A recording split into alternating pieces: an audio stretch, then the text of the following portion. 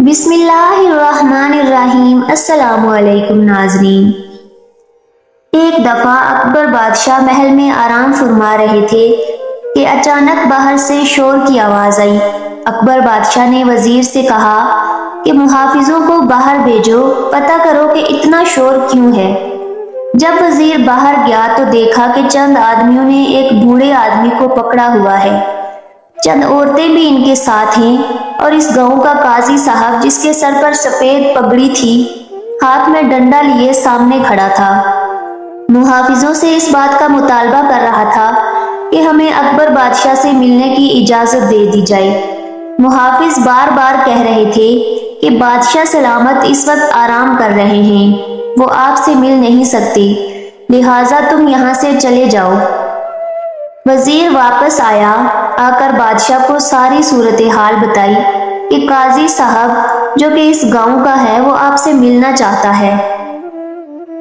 اکبر بادشاہ نے وزیر کو کہا کہ محافظوں کے پاس جاؤ، ان سے کہو کہ قاضی صاحب کو اندر آنے کی اجازت دی جائے۔ وزیر اس قاضی کو لے کر اکبر بادشاہ کے کمرے میں آ گئے اور باقی ہجوم کو محافظوں نے باہر ہی رکھا۔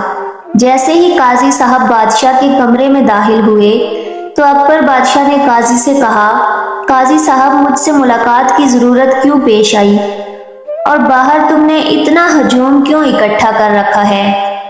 یہ سن کر قاضی صاحب سر جھکاتے ہوئے کہا کہ بادشاہ سلامت، میں اس گاؤں کا قاضی ہوں۔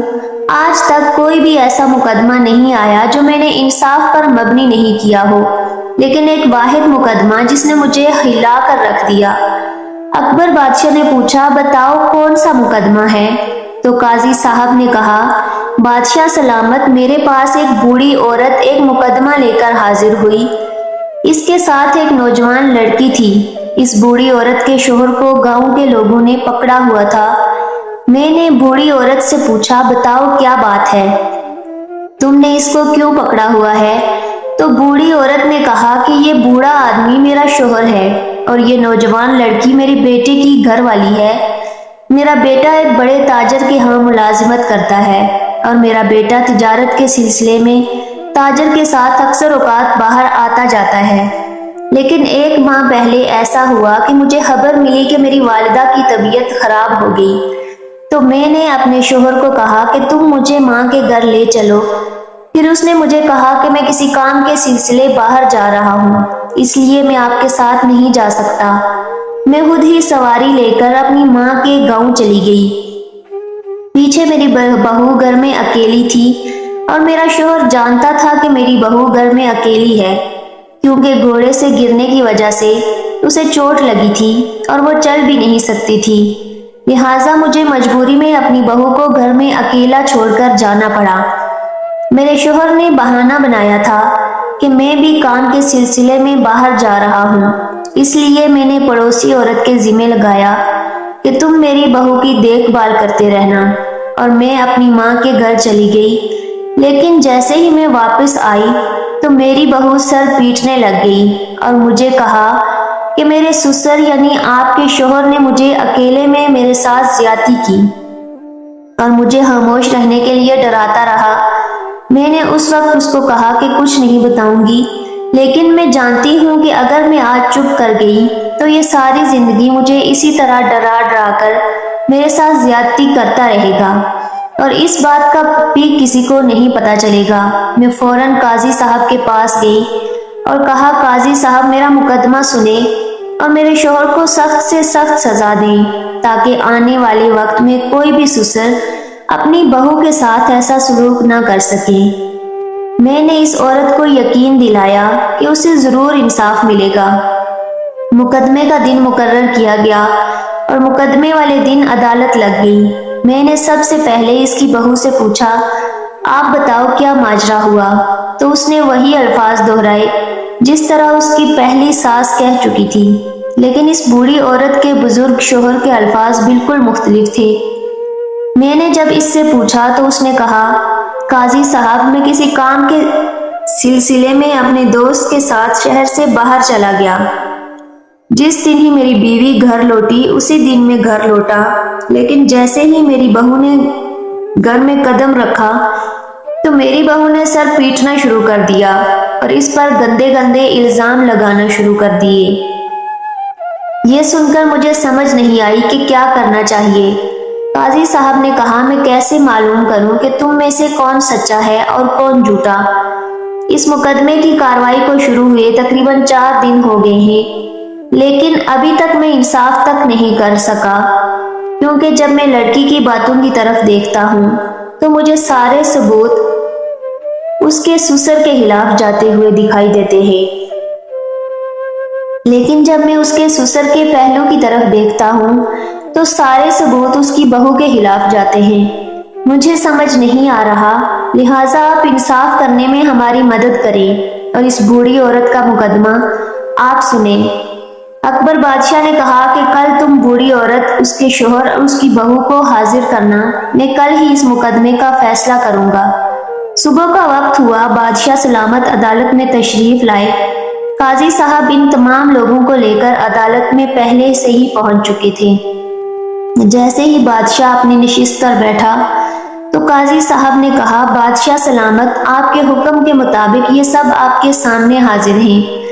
اب آپ بھی ان کا مقدمہ سنیں اور ان کے درمیان فیصلہ کریں کہ ان میں سے کون مجرم ہے اور کون پاک دامن ہے۔ یہ سب سننے کے بعد اکبر بادشاہ نے دوبارہ ان کے دلائل سنے اور تھوڑی دیر سوچ میں پڑ گیا۔ اس کے بعد بادشاہ سلامت نے 4 سپاہیوں کو حکم دیا کہ جاؤ 2 کدال لے کر آؤ اور اسی جگہ 2 بڑے بڑے گڑھے کھود دو۔ حکم کے مطابق 2 گڑھے کھودے گئے جو تقریباً 4 فٹ کی گہرائی کے تھے۔ اب بادشاہ نے حکم دیا، ان گڑھوں کو صاف پانی سے بھر دو۔ حکم کی تعمیل ہوئی، گڑھے پانی سے بھر دیے گئے۔ تمام درباری یہ سارا منظر دیکھ رہے تھے کہ بادشاہ سلامت کیا سر انجام دینے والا ہے۔ کسی کی سمجھ میں کچھ نہیں آ رہا تھا کہ بادشاہ سلامت مجرم کو پکڑنے کا کون سا طریقہ اختیار کر رہا ہے۔ حتیٰ کہ وہ قاضی بھی حیران پریشان تھا کہ بادشاہ نے مقدمہ سننے کے بجائے ان کاموں میں سپاہیوں کو لگا دیا۔ اب بادشاہ نے سپاہی کو کان میں کچھ کہا اور تھوڑی دیر بعد سپاہی ایک بزرگ بابا کو لے کر عدالت میں حاضر ہوا۔ اس بزرگ بابا کی داڑھی بالکل سفید تھی۔ بادشاہ نے سپاہیوں کو حکم دیا کہ بزرگ کے سامنے 2 گلاس پانی رکھے جائیں۔ حکم کی تعمیل ہوئی، اب 2 گلاس پانی کے رکھے گئے۔ بزرگ نے کچھ پڑھ کر دونوں گلاسوں پر پھونکا اور پھر بادشاہ نے حکم دیا، یہ پانی کوئی عام پانی نہیں بلکہ بہت خاص پانی ہے۔ یہ پانی اپنے اپنے گھڑے میں ڈالیں۔ جیسے ہی یہ پانی خشک ہوگا، ان دونوں میں سے جو بھی مجرم ہوگا تو اس گھڑے کا رنگ سرخ ہونا شروع ہو جائے گا۔ بادشاہ نے حکم دیا کہ ان دونوں کو گھڑوں میں کھڑا کر کے جس کے گھڑے کا پانی سرخ ہوا اس کا سر فوراً قلم کر دیا جائے گا اور اس کے بعد کسی بھی دلیل کی کوئی گنجائش نہیں رہے گی۔ بادشاہ نے جلاد کو حکم دے دیا کہ پانی ڈالنے کے فوراً بعد ان دونوں کی گردنوں پر تلوار رکھ دینا اور جس گھڑے کا پانی سرخ ہوا اس کا سر قلم کر دینا، کیونکہ وہی مجرم ہوگا۔ اب لڑکی اور بزرگ کے چہرے پر پریشانی کے تاثرات تھے اور وہ ہجوم کو عجیب نظروں سے دیکھ رہے تھے۔ بادشاہ سلامت کے حکم کے مطابق ان دونوں نے وہ پانی اپنے اپنے گھڑے میں ڈالا اور جلاد ان کی گردنوں پر تلوار لے کر کھڑا ہو گیا۔ اب تھوڑی دیر گزری تھی کہ ان دونوں کے جسم سے پسینہ نکلنا شروع ہو گیا، کیونکہ دونوں سوچ رہے تھے کہ اگر میرے گھڑے کا پانی سرخ ہوا تو یہ جلاد فوراً میرا سر قلم کر دے گا۔ دونوں کو اپنی اپنی موت نظر آ رہی تھی۔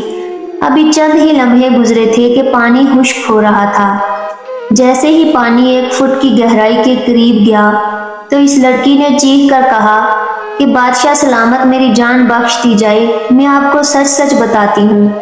جلاد نے اب تلوار ان کی گردنوں سے ہٹا دی اور اس نے کہا، بادشاہ سلامت، میں نے اپنے سسر پر غلط الزام لگایا ہے، یہ سب کے پیچھے میں ہوں۔ بادشاہ نے پوچھا، تمہیں شرم نہیں آئی کہ تم نے اتنا بڑا الزام لگایا؟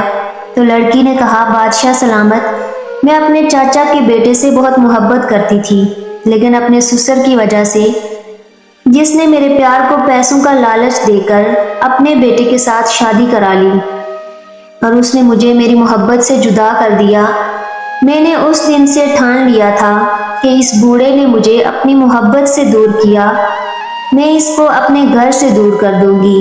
اور اس لیے میں نے موقع پا کر اس پر یہ گھناؤنا الزام لگایا۔ بادشاہ سلامت نے کہا کہ کسی پر غلط الزام لگانا بہت بڑا جرم ہے۔ اس کے بعد بادشاہ نے اس عورت کو سخت سزا سنا دی اور اس بوڑھی عورت کے شوہر کو باعزت بری کر دیا۔ ناظرین، امید ہے کہ آپ لوگوں کو بادشاہ اور اس ایک عورت کی یہ ویڈیو اچھی لگی ہوگی۔ اگر آپ لوگوں کو مزید اچھی ویڈیوز چاہیے تو ہمارے چینل کو سبسکرائب کرنا نہیں بھولیے گا۔